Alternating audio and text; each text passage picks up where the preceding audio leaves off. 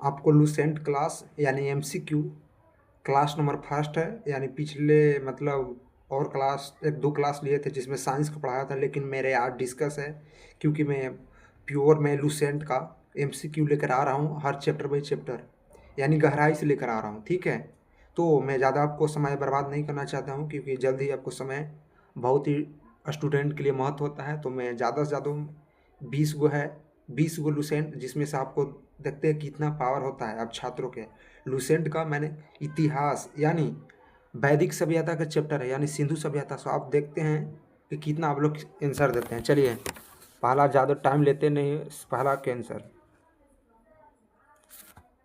पहला, भारत में भारत में भारत में मानव का सबसे प्राचीन साक्ष्य कहाँ मिलता है? भारत में मानव का सबसे प्राचीन साक्ष्य कहाँ मिलता है? तो कहाँ मिलता है? कहाँ मिलता है? देखिएगा, पहला कहाँ मिलता है? सोहन घाटी में, नर्मदा घाटी में, गंगा घाटी में, ब्रह्मपुत्रा घाटी में। कहाँ मिलता है? भारत में मानव का सबसे प्राचीन साक्ष्य कहाँ मिलता है? तो आंसर कहाँ मिलता है? तो नर्मदा घाटी में। कहाँ मिलता है? नर्मदा घाटी का नर्मदा घाटी। भारत में मानव का सबसे प्राचीन साक्ष्य कहाँ मिलता है? तो नर्मदा घाटी में। ठीक है, नेक्स्ट नेक्स्ट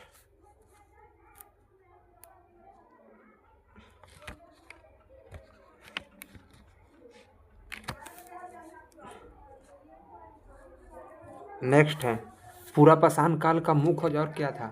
पूरा पाषाण काल का मुख्य औजार क्या था? लोहे का औजार था, तांबे का औजार था, पत्थर के औजार थे, लकड़ी के औजार थे। तो पूरा पाषाण काल का औजार क्या था? पूरा पाषाण काल का औजार क्या था? लोहे के औजार थे, तांबे के औजार थे, पत्थर के औजार थे, लकड़ी के औजार थे। तो इनमें से आंसर कौन सा होगा?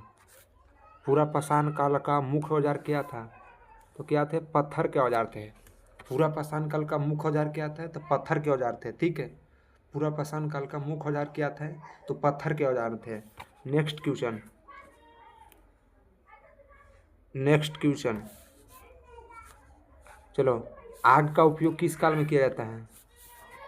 आग का उपयोग किस काल में किया जाता है? आग का उपयोग किस काल में किया जाता है? नवपाषाण काल में, पूरा पाषाण काल में, मध्य पाषाण काल में, यानी लौह युग में। तो आग का आविष्कार किस काल में? आग का आविष्कार किस काल में? नवपाषाण काल में, पूरा पाषाण काल में, मध्य पाषाण काल में, लौह युग में। तो किस युग में किया जाता है आग का आविष्कार?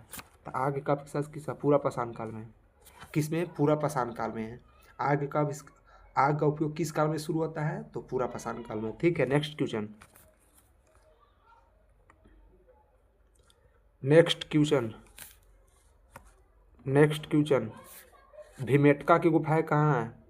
भीमबेटका की गुफाएं कहाँ स्थित है? भीमबेटका गुफाएं कहाँ स्थित है? भीमबेटका गुफाएं कहाँ स्थित है? बिहार में, उत्तर प्रदेश में, मध्य प्रदेश में, राजस्थान में। तो भीमबेटका की गुफाएं कहाँ है? तो आंसर, भीमबेटका गुफाएं कहाँ है? मध्य प्रदेश में। किस राज्य में है? तो मध्य प्रदेश में। भीमबेटका गुफाएं कहाँ स्थित है? तो मध्य प्रदेश में। ठीक हो, मध्य प्रदेश में अनेक तरह के अवधि स्थित है, तो मैं बताना चाहता हूँ। उसमें से उद्यान है जो बोला जाता है मध्य प्रदेश में, कौन सा है? कुन्नो हो गए। कुन्नो राष्ट्रीय उद्यान कहाँ है? तो मध्य प्रदेश में है। ठीक है, कुन्नो हो गया, कान्हा किसली हो गया, मध्य प्रदेश में पड़ता है। चलिए, नेक्स्ट क्वेश्चन नवपाषाण काल की मुख्य स्थिति क्या थी? नवपाषाण काल की मुख्य स्थिति क्या थी? नवपाषाण काल की मुख्य स्थिति क्या थी? नवपाषाण काल की मुख्य स्थिति क्या है? तो शिकार है, खेती की शुरुआत है, व्यापार है, लेखन है। तो नवपाषाण काल की मुख्य स्थिति क्या है? नवपाषाण काल की मुख्य स्थिति क्या है? तो खेती की शुरुआत है। क्या है? खेती की शुरुआत। नवपाषाण काल की मुख्य विशेषता क्या है? तो खेती की शुरुआत है। चलिए, नेक्स्ट क्वेश्चन चाक का आविष्कार। चाक का आविष्कार चाक का आविष्कार किस काल में हुआ है? चाक का आविष्कार किस काल में हुआ है? चाक का आविष्कार किस काल में? तो पूरा पाषाण काल में, मध्य पाषाण काल में, नवपाषाण काल में, लौह युग में। तो किस युग में हुआ था? चाक का आविष्कार किस काल में हुआ? तो नवपाषाण काल में। किस काल में हुआ? तो नवपाषाण काल में। चाक का आविष्कार, चाक का आविष्कार किस काल में हुआ? तो नवपाषाण काल में। ठीक है दोस्त, चलिए नेक्स्ट क्वेश्चन। नेक्स्ट क्वेश्चन, मानव ने सबसे पहले किस धातु का उपयोग किया? मानव ने सबसे पहले किस धातु का उपयोग किया? मानव ने सबसे पहले किस धातु का उपयोग किया? किसका? लोहे का, तांबे का, सोने का, चांदी का? क्या होगा? मानव ने सबसे पहले किस धातु का उपयोग किया? तो क्या होगा आंसर? तांबा के किया था। क्या के किए थे? तांबा के। मानव ने सबसे पहले किस धातु का उपयोग किए? तो तांबा के किए। ठीक है, नेक्स्ट क्वेश्चन। क्योंकि ज़्यादा क्वेश्चन है तो मैं जल्दी जल्दी कर दूँ ताकि ज़्यादा स्टूडेंट का समय भी बर्बाद नहीं हो, क्योंकि हम भी स्टूडेंट है तो मैं सोचता हूँ कि जितना वीडियो रहता है कम समय में ज़्यादा क्वेश्चन हल करें। तो मेरे में यह रहता है कम समय में ज़्यादा हल। ये नहीं कि 20 क्वेश्चन है और मैं 1 घंटा का समय ले, ऐसा काम नहीं करते हैं। क्योंकि मैं ज़्यादा से ज़्यादा 20 क्वेश्चन 20 मिनट के अंदर समेट दें, वही मेरा रीजन बनता है। और मेरा वीडियो पसंद पड़े तो आप लोग कमेंट जरूर कर देगा और ज़्यादा से ज़्यादा इस वीडियो को सब्सक्राइब कर लीजिएगा। ठीक है दोस्त, चलिए नेक्स्ट है नेक्स्ट सिंधु घाटी सभ्यता का प्रमुख नगर कौन सा है? सिंधु घाटी सभ्यता का प्रमुख नगर कौन सा है? सिंधु घाटी सभ्यता का प्रमुख नगर कौन सा है? सिंधु घाटी सभ्यता का प्रमुख नगर कौन सा है? तो पाटलिपुत्रा हो गया, मोहनजोदड़ो हो गया, काशी हो गया, उज्जैन हो गया। तो कौन सा है? सिंधु घाटी सभ्यता का प्रमुख नगर कौन सा है? सिंधु घाटी सभ्यता का प्रमुख नगर कौन सा है? तो क्या होगा? मोहनजोदड़ो। क्या होगा? मोहनजोदड़ो होगा सिंधु घाटी सभ्यता का प्रमुख नगर, मोहनजोदड़ो। मानी सिंधु घाटी सभ्यता में मोहनजोदड़ो में 6 राज थे। 6 राज है। मोहनजोदड़ो में कितने प्रमुख स्थल थे? तो 6 गो, जिसमें से मोहनजोदड़ो भी शामिल है। मोहनजोदड़ो किस देश में पड़ता है? तो पाकिस्तान में पड़ता है। सिंधु कहाँ पड़ता है? सिंधु भी पाकिस्तान में पड़ती है। सिंधु एक नदी है जो भारत और पाकिस्तान के दोनों के बीच स्पर्श करता है। इसलिए ज़्यादा भारत और पाकिस्तान सिंधु नदी के कारण जल नहीं देने का लड़ाई होता है। ठीक है दोस्त, नेक्स्ट क्वेश्चन। हड़प्पा सभ्यता किस नदी के किनारे है? हड़प्पा किस नदी किनारे है? हड़प्पा किस नदी किनारे है? हड़प्पा किस नदी के किनारे है? हड़प्पा किस नदी के किनारे विकसित हुई है? तो पहला, हड़प्पा किस नदी के किनारे विकसित हुई है? तो पहला गंगा हो गया, दूसरा यमुना हो गया, तीसरा सिंधु हो गया, चौथा नर्मदा हो गया। तो हड़प्पा सभ्यता किस नदी के किनारे है? तो पहला ऑप्शन हो गया गंगा हो गया, दूसरा ऑप्शन यमुना हो गया, तीसरा ऑप्शन सिंधु हो गया, चौथा ऑप्शन डी यानी नर्मदा हो गया। तो हड़प्पा किस नदी के किनारे? तो सिंधु। हड़प्पा किस नदी के किनारे है? तो सिंधु है। हड़प्पा किस नदी के किनारे? सिंधु। ये तो छाटने का ऑप्शन है तरीका। नर्मदा हो गया, यमुना हो गया, गंगा, ये सब हमारे भारत में है। जो जानकारी है किस नदी किस शहर के किनारे बसा है, एक सिंधु है। सिंधु नहीं बस, ये ऑप्शन से हम लोग छाट सकते हैं किसका आंसर क्या होगा। चलिए नेक्स्ट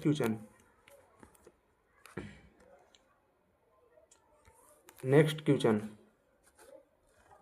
हड़प्पा सभ्यता का सबसे बड़ा नगर कौन सा है? हड़प्पा सभ्यता को सबसे बड़ा नगर कौन सा है? तो मैं बताया था, क्योंकि मोहनजोदड़ो में आता है। मोहनजोदड़ो के कितने स्थल है? तो 6 स्थल है। हड़प्पा हो गया, लोथल हो गया, कालीबांगा हो गया, घगर हो गया, बनवारी वाला हो गया। सब क्या है? मोहनजोदड़ो के एक शहर है, उसे 6 गो रहता है। तो ये बोल रहा है कि हड़प्पा सभ्यता का सबसे बड़ा नगर कौन होगा? तो मोहनजोदड़ो हो जाएगा ऑप्शन। हड़प्पा सभ्यता का सबसे बड़ा नगर कौन सा होगा? तो मोहनजोदड़ो। हड़प्पा सभ्यता का सबसे बड़ा नगर कौन सा था? तो मोहनजोदड़ो होगा। ठीक है, नेक्स्ट क्वेश्चन। लोथल किस नदी किनारे है? लोथल किस नदी किनारे है? लोथल किस नदी किनारे है? लोथल किस नदी किनारे है? लोथल किस लिए प्रसिद्ध है? सॉरी भाई, लोथल किस लिए प्रसिद्ध था? तो बताइएगा, लोथल किस लिए प्रसिद्ध था? तो मंदिर के लिए हो गया, बंदरगाह के लिए होगा, किला के लिए हो गया, बाजार के लिए हो गया। तो लोथल किसके लिए प्रसिद्ध है? लोथल किसके लिए प्रसिद्ध है? तो बंदरगाह के लिए। लोथल किसके लिए प्रसिद्ध है भाई? बंदरगाह के लिए। ठीक है, चलो question number 12। Question number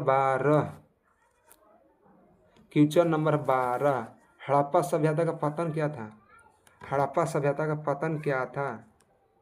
Harappa सभ्यता का पतन क्या है? बताइए। 1500 ईस्वी पूर्व, 1000 ईस्वी पूर्व, 2000 ईस्वी पूर्व, 2500 ईसा पूर्व। हड़प्पा सभ्यता का पतन क्या था? आंसर, हड़प्पा सभ्यता का 1500 क्या था, इसमें बताया गया था 1000 से 1500 और 1500 से 2500। ठीक है, तो हड़प्पा सभ्यता का पतन कितना हो गया, तो 1500 हो गया। कितना हो गया, 1500। हड़प्पा सभ्यता का पतन कितना, 1500। नेक्स्ट, वेदों की रचना किस काल में हुआ है, वेदों की रचना, तो मैं वैदिक काल पढ़ा रहा हूँ तो वैदिक काल हो गया। वेदों की रचना किस काल में हो गया, तो हड़प्पा, पहला वेदों की रचना किस काल में, वेदों की रचना हड़प्पा काल में, वैदिक काल में, मौर्य काल में, गुप्त काल में। तो वेदों की रचना किस काल में हुआ, वेदों की रचना किस काल में, तो वैदिक काल में। किस काल में, वैदिक काल में। वेदों की रचना वैदिक काल, वेदों की रचना वैदिक काल। ठीक है, नेक्स्ट क्वेश्चन दोस्त। वीडियो जो भी भाई देख रहा है तो वीडियो को लाइक जरूर करिएगा। ऋग्वेद में किस नदी का सबसे अधिक उल्लेख है, ऋग्वेद में किस धन है, तो गंगा के 1 बार, यमुना के 3 बार और सिंधु के सर्वाधिक बार। याद करना ठीक है, गंगा 1 बार, यमुना 3 बार, सिंधु सर्वाधिक, सी से सिंधु और स से सर्वाधिक।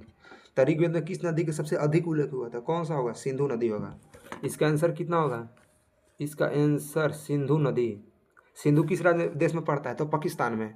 ऋग्वेद में किस नदी का सबसे अधिक उल्लेख है, तो सिंधु का। चलिए 15 नंबर क्वेश्चन। आर्यों का मुख्य व्यवसाय क्या था, आर्यों का मुख्य व्यवसाय क्या था, आर्यों का मुख्य व्यवसाय क्या है, व्यापार हो गया, शिकार हो गया, कृषि हो गया, पशुपालन। आर्यों का मुख्य व्यवसाय क्या है, पशुपालन।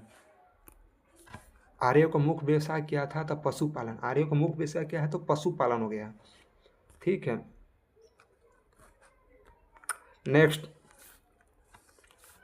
नेक्स्ट नेक्स्ट नेक्स्ट नेक्स्ट वैदिक काल में समाज का विभाजन किस आधार पर, वैदिक काल में समाज का विभाजन किस आधार पर था, वैदिक काल में, वैदिक काल में समाज का विभाजन, वैदिक काल में समाज का विभाजन किस काल में, वैदिक काल में, वैदिक काल में समाज का विभाजन किस काल में हुआ था, तो जन्म पर, कर्म पर, धर्म पर, जाति पर।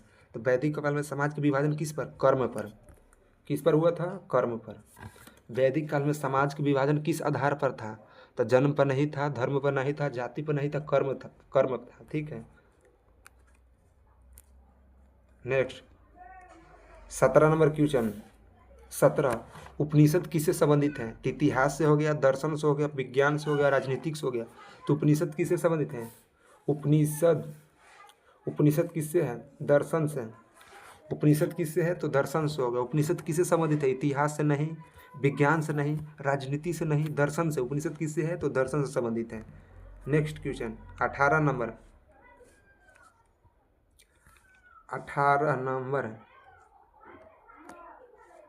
18 नंबर। महाभारत का रचयिता कौन थे, वाल्मीकि हो गया, व्यास हो गया, कालिदास हो गया, तुलसीदास हो गया। तो महाभारत का रचयिता वेद व्यास, नहीं सॉरी भाई, महाभारत का रचयिता कौन है गया, तो व्यास हो गया। कौन सा हो गया, वेद व्यास हो गया। ठीक है, वेद व्यास। महाभारत का रचयिता कौन थे, तो वेद व्यास। 18 नंबर को, रामायण का रचयिता कौन है, रामायण के रचयिता कौन है, तो व्यास हो गया, वाल्मीकि हो गया, कालिदास हो गया, बाण भट्ट हो गया था। रामायण के रचयिता वाल्मीकि। रामायण का, रामायण के रचयिता कौन है गया था, वाल्मीकि। रामायण के रचयिता कौन है, तो वाल्मीकि। रामायण के वाल्मीकि, रामायण के वाल्मीकि।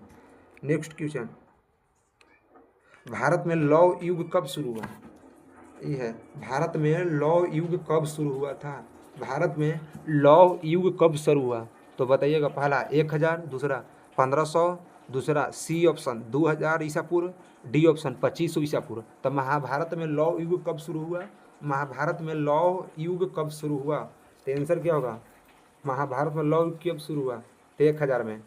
कब हुआ था, 1000 में।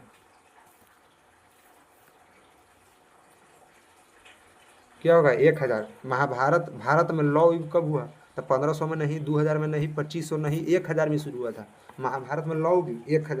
1000 ईसा पूर्व में। तो हेलो, तो दोस्त आपको मेरा वीडियो कैसा लगा, अच्छा लगा होगा, जोरदार क्वेश्चन होगा, क्योंकि मैं अनेक तरह के ऑल एग्ज़ाम गवर्नमेंट में पूछा जाता है, यानी सरकारी जितना भी जॉब होता है उसमें ये लूसेंट से अधिकतम माने 90% क्वेश्चन लूसेंट से रहता है। तो मैं अभी लूसेंट पढ़ता हूँ और लूसेंट आपको सोशल मीडिया के माध्यम से बताना भी चाहता हूँ, क्योंकि अनेक तरह के पूछे थे। जो भी व्यक्ति पढ़ने में घबराहट होता है कि मैं लूसेंट कैसे पढ़ा, तो नहीं, कोई इसमें आपको मेरा PDF बनाने का तरीका नहीं है। तो मैं कुछ समय में आपको मतलब PDF बनाऊंगा, टेलीग्राम बनाऊंगा अभी, क्योंकि नया नया चैनल है तो मेरा बनाने नहीं आता है। तो मैं सोच रहा हूँ कि आपको लिए चैनल बना दूँ। अगर मेरा वीडियो पसंद पड़ा तो आप लोग कुछ नहीं कहेंगे, लेकिन ज़्यादा से ज़्यादा लाइक करके जाइएगा जितने भाई वीडियो देख रहे हैं, और चैनल को सब्सक्राइब कर लीजिएगा। जय हिंद, जय भारत। और एक मेरा क्वेश्चन है, आप लोग ज़रूर कमेंट में बताइएगा कि इतिहास के पिता किसे कहते हैं। आपके लिए होमवर्क, इतिहास के पिता किसे कहते हैं, आप लोग कमेंट जरूर बताइएगा। नमस्ते दोस्त, चलते हैं, नेक्स्ट क्लास में मिलेंगे।